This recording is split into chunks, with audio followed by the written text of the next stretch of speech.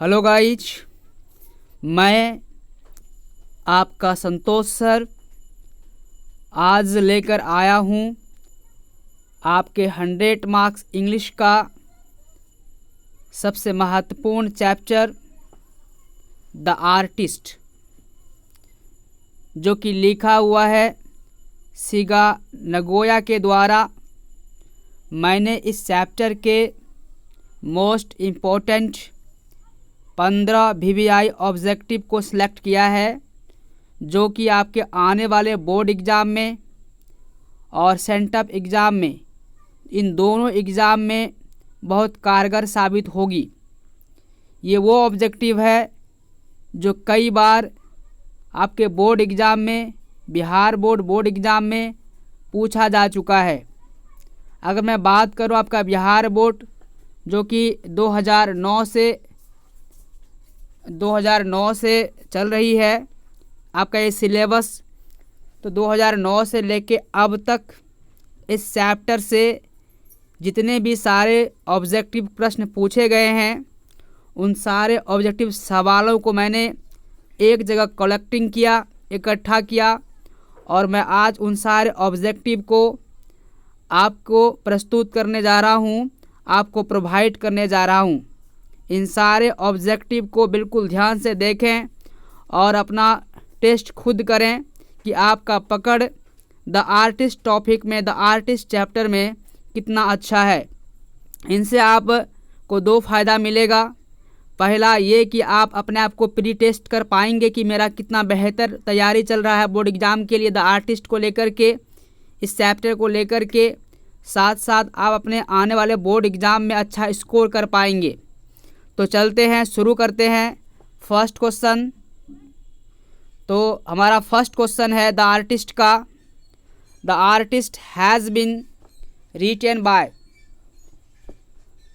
तो guys, the artist जो है यह एक शॉर्ट स्टोरी है और यह लिखा गया है, ये रिटन बाय है मतलब लिखा गया है मशहूर जापानीज राइटर सिगा नगोया के द्वारा, यानी कि इसका ऑप्शन नंबर ए बिल्कुल सही होगा।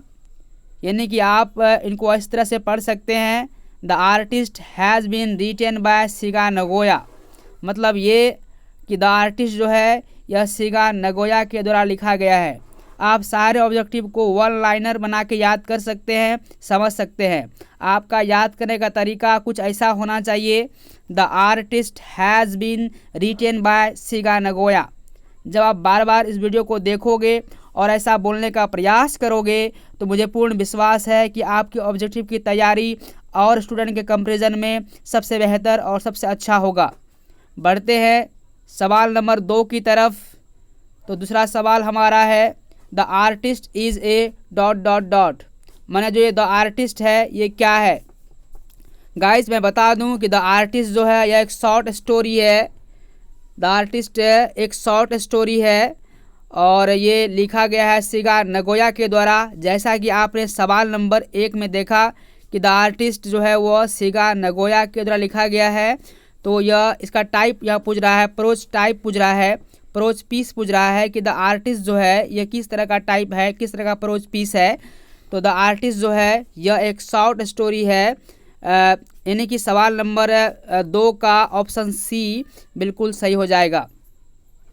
ओके गाइज, बढ़ते हैं सवाल नंबर 3 की ओर। सवाल नंबर 3 बहुत मोस्ट इम्पोर्टेंट है। Siga Nagoya is a dot dot writer. Siga Nagoya जो है एक लेखक मतलब था, तो सवाल ये उठता है कहाँ का। ऑप्शन ए में है इंडियन। क्या सिगा नगोया एक भारतीय राइटर है, भारतीय लेखक है? नो गाइज, ऑप्शन ए तो बिल्कुल नहीं होगा। B American, Siga Nagoya America का नहीं था। C Japanese, yes. आपका सवाल नंबर 3 का जो राइट जवाब होगा, राइट आंसर होगा ऑप्शन सी, सिगा नगोया एक जापानीज राइटर है। ओके गाइज, बढ़ते हैं सवाल नंबर 4 की ओर। Siga Nagoya is writer of dot dot century. यहाँ सेंचुरी में आप देख रहे हो कि यहाँ पे सी छूटा हुआ है। सेंचुरी में यहाँ पे सी हो जाएगा CENTURY होता है सेंचुरी मतलब शताब्दी। तो सिगा नगोया जो है यहाँ कहता है Siga Nagoya is writer of dot dot century, मतलब सिगा नगोया जो है किस शताब्दी के लेखक हैं। तो गाइस सिगा नगोया जो है वह 20वीं शताब्दी के राइटर हैं। ऑप्शन इनका बिल्कुल डी सही हो जाएगा। 20 शताब्दी मतलब 20वीं शताब्दी के ये राइटर थे सिगा नगोया। ओके गाइज, बढ़ते हैं सवाल नंबर 5 की तरफ।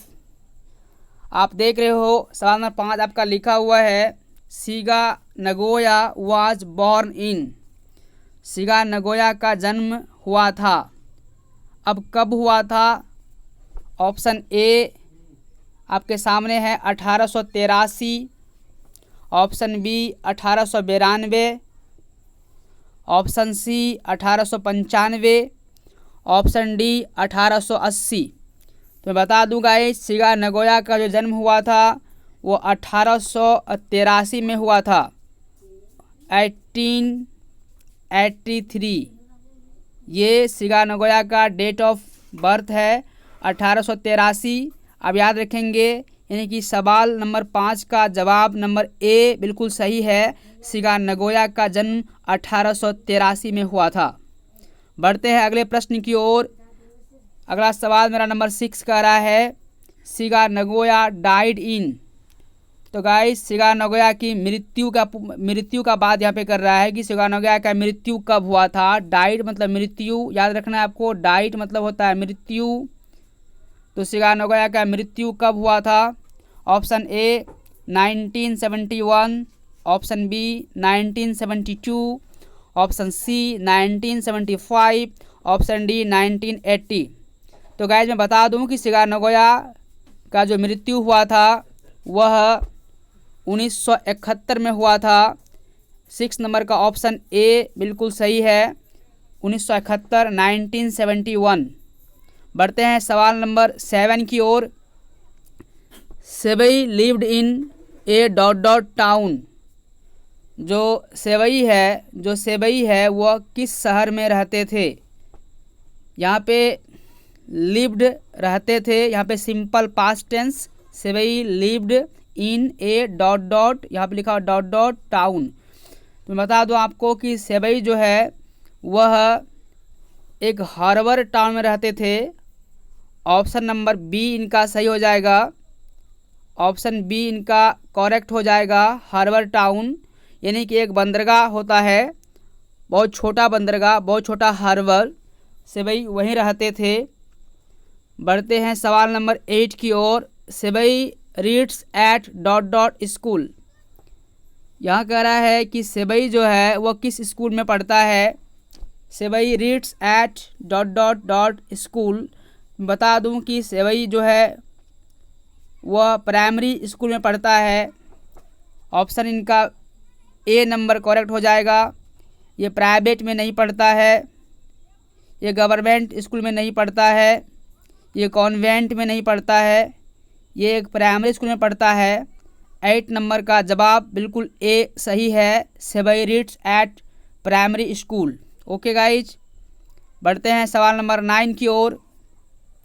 100 cents in Japanese currency are equal to dot dot dot. 100 cents in Japanese currency are equal to dot dot dot. मतलब जो जापान की 100 सेंस की करेंसी होती है, 100 सेंस की जो मुद्राएं होती है, करेंसी बोलते हैं मुद्रा को। जैसे भारत का मुद्रा रुपया है, वैसे जापान का 100 सेंस जो करेंसी होता है वह जो है करेंसी कहते हैं मुद्रा को। तो जापान की जो मुद्रा है, जो करेंसी है, वह मैं बता दूं आपको येन है। लेकिन यहाँ पे सवाल ये कह रहा है कि 100 sen in Japanese currency are equal to मतलब बराबर होते हैं कितना। तो बता दूं कि 100 सेन जो जापानीज करेंसी है वह बराबर होता है 1। यहाँ पे आपका ऑप्शन नंबर ए जो है बिल्कुल सही हो जाएगा। A is the right answer आपका हो जाएगा। ऑप्शन नंबर ए बिल्कुल सही हो जाएगा। बढ़ते हैं सवाल नंबर 10 की ओर। Siga Nagoya was famous for. ये क्वेश्चन बहुत इंपॉर्टेंट है guys. Siga Nagoya was famous for मतलब सिगा नगोया जो है वह किस चीज़ के लिए प्रसिद्ध है, किस चीज़ के लिए प्रसिद्ध थी। तो शिगा नगोया ड्रामा बिल्कुल नहीं होगा, नॉवेल बिल्कुल नहीं होगा, ऑप्शन डी ऐसे बिल्कुल नहीं होगा, ऑप्शन सी इसका राइट होगा। शिगा नगोया एक शॉर्ट स्टोरी राइटर था और वह शॉर्ट स्टोरी राइटिंग में फेमस था। 10 नंबर का जवाब नंबर सी बिल्कुल सही हो जाएगा। बढ़ते हैं सवाल नंबर 11 की ओर। सेबई इज़ द कैरेक्टर ऑफ, मतलब जो सेबई है वह कैरेक्टर है, पात्र है, कौन सा चैप्टर का, कौन सा टॉपिक का। तो यहाँ देखो आपके सामने ए द अर्थ लिखा हुआ है, B a pinch of snuff, C the artist, D none of these. मैं बता दूं कि सेबई जो है वह द आर्टिस्ट जो है, सेबई जो है वह द आर्टिस्ट चैप्टर के राइटर कैरेक्टर है, किरदार है, पात्र है। ऑप्शन नंबर सी इनका बिल्कुल सही हो जाएगा गाइस। 11 नंबर का ऑप्शन नंबर सी बिल्कुल सही हो जाएगा। बढ़ते हैं number 12। Seibei was a dot dot years, Seibei जो है वह कितने साल का था, यानी कि क्वेश्चन मैं पूरा पढ़ दूं। Seibei was a dot dot years Japanese boy, Seibei जो एक जापानीज लड़का है, जापान का लड़का है, वो कितने साल का था, डॉट डॉट ईयर।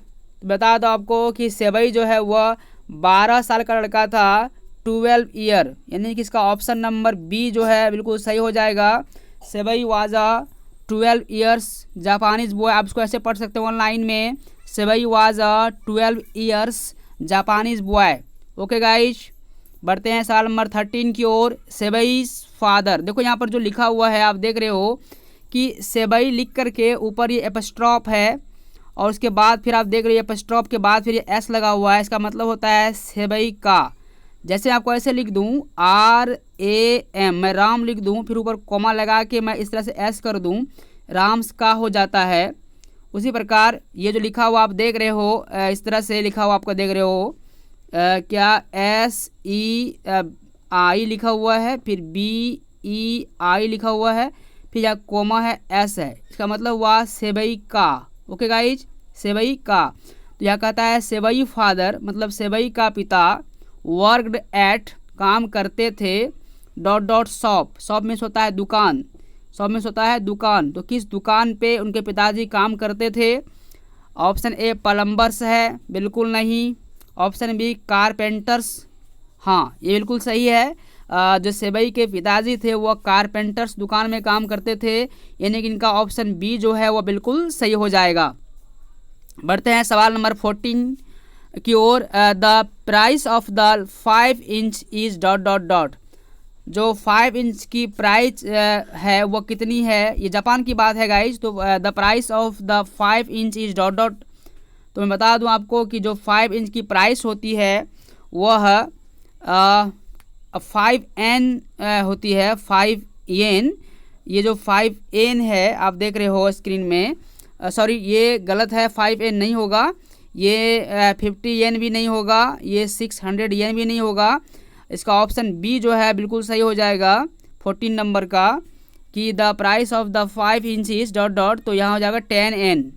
ये येन जो है, ये येन आप जो देख रहे हैं येन, ये येन जो है, ये येन YN येन, ये जापान की करेंसी है, जापान की मुद्रा है ना। और रुपया जो होता है, रुपया, ये जो रुपया होता है ये हिंदुस्तान की करेंसी है, रुपया भारत की अपनी, है ना। और ये डॉलर जो होता है,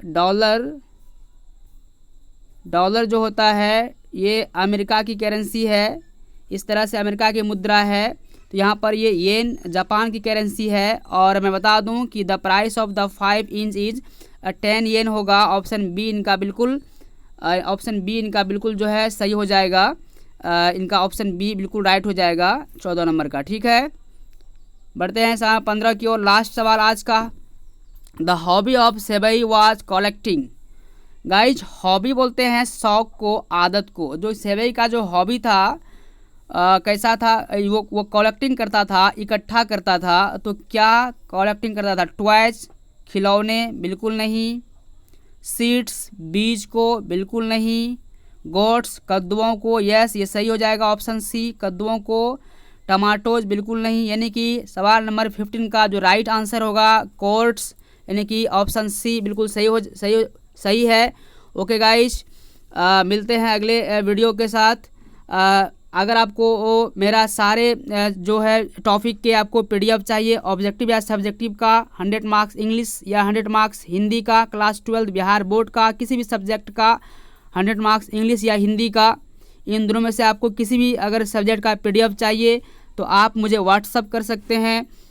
मेरा व्हाट्सअप नंबर है 62 015 22 609।